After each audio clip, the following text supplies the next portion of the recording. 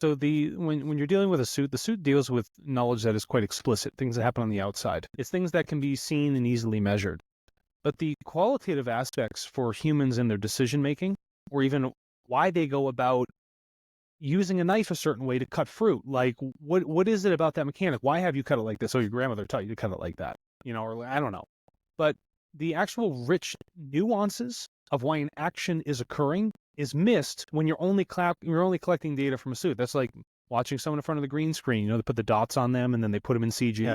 Well, that doesn't give you all the other nuance. Like if you had a film in Hollywood that was just capturing those things, but had no dialogue, no thought process of like a lead character, well, then you're just watching a figure move around the screen. The movie would be worthless.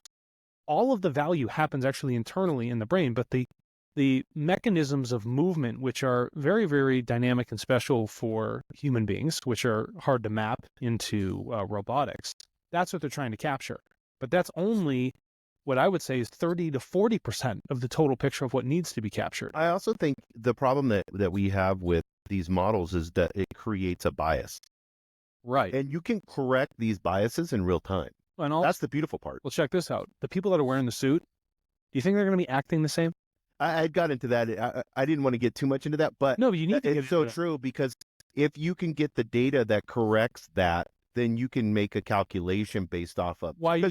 Because you don't want the robot to look awkward all the time. No, why you acting? The person's like awkward in there. Yeah. Yeah, they're like, you just train the robot. They're like perfect posture, and I'm trying to do everything perfect. You're destroying the model.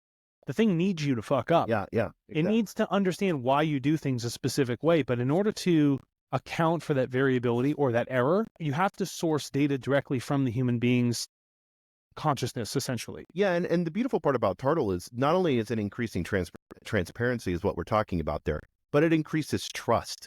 And then that in turn allows the AI development process to scale. That's right, because you get a loop. Yes. It's like, okay, I generate something. Someone wants that from me. I say, yes, you can have it. And then they give me something in return. And then when that happens again, I'm more apt to do that process over and over because there's a more ethical and balanced given that occurs. Yeah. And the beauty about the Real Intelligence API is you can automate that feedback loop. You can build that trust. Your server can start building trust with people that would share that data with you in an automatic format. Why wouldn't you want to do something like that? That's the cool part. And next is cost-effective data acquisition. This is a big one.